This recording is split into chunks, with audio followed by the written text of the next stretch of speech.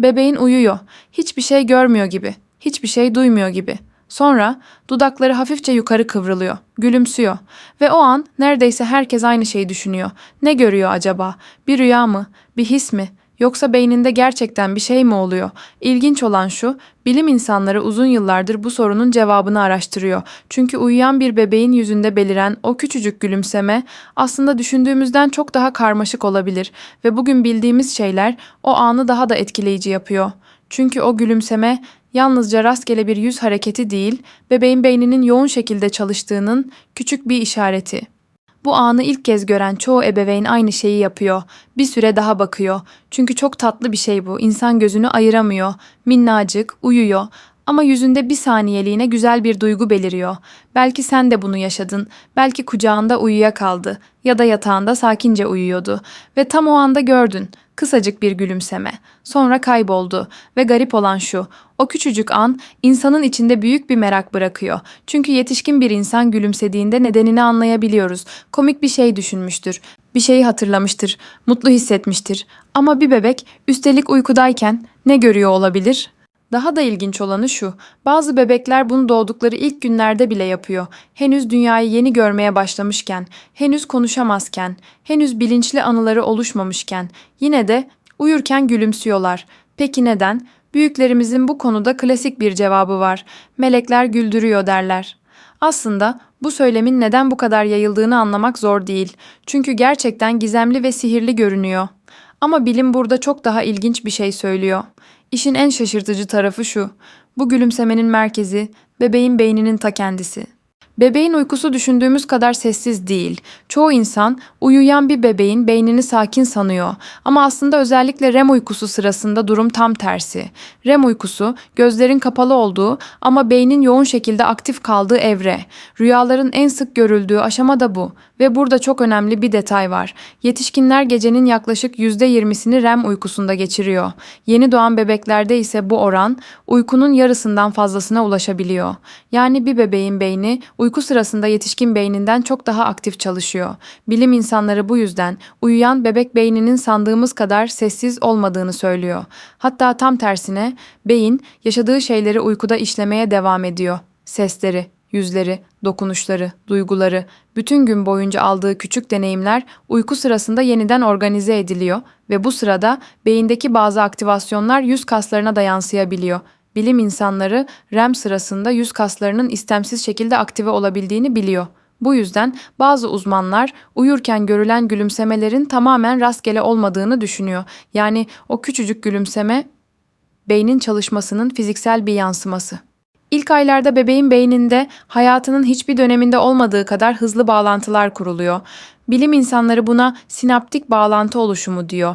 Yani nöronlar birbirleriyle yeni yollar kuruyor ve bu hız gerçekten inanılmaz. Bazı araştırmalara göre erken dönemde saniyede yüz binlerce yeni bağlantı oluşabiliyor. Bu yüzden yeni doğan bir bebeğin beyni vücudunun toplam enerjisinin çok büyük kısmını kullanıyor. Çünkü içeride sürekli inşa süreci var. Her yeni ses, her yeni yüz, her yeni his beyinde yeni yollar oluşturuyor ve ilginç olan şu, uyku bu bağlantıların organize edilmesinde kritik rol oynuyor.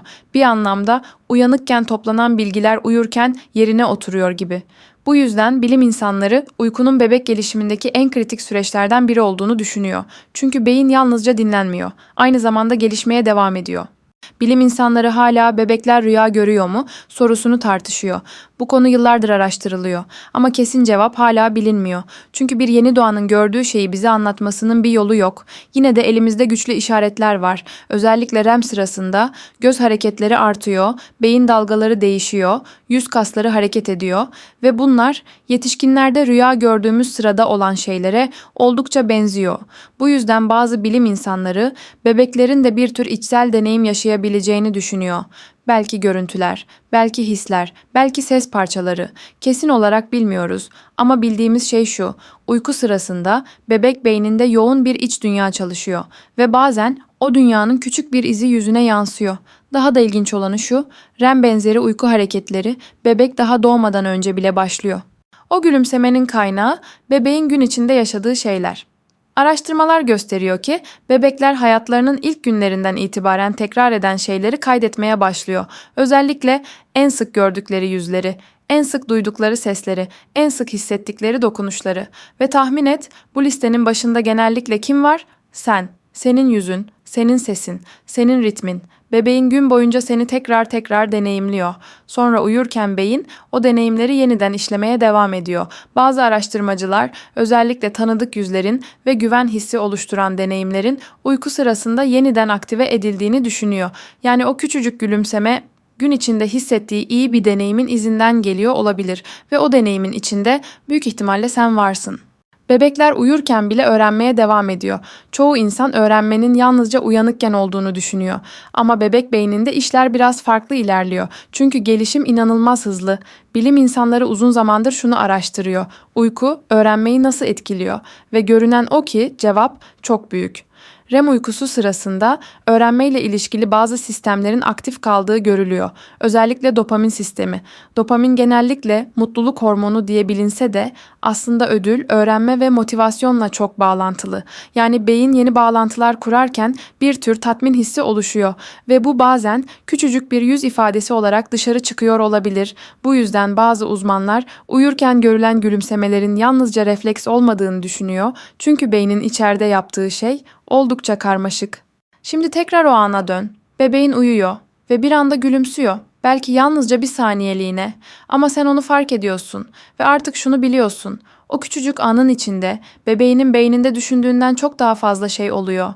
Belki gün içinde duyduğu sesi yeniden işliyor, belki güvende hissettiği bir anı, belki yüzünü, belki sadece yanında olmanın bıraktığı hissi. Kesin olarak bilemiyoruz. Ama bildiğimiz şey şu, bebek beyni iyi hissettiren deneyimleri tekrar tekrar kaydetmeye eğilimli. Ve sen o deneyimin büyük bir parçasısın.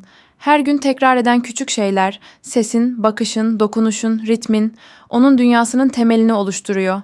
Ve gözleri kapalıyken bile beyni bunları işlemeye devam ediyor. Bu yüzden bir dahaki sefere o gülümsemeyi gördüğünde belki de onu yalnızca tatlı bir refleks gibi görmeyeceksin.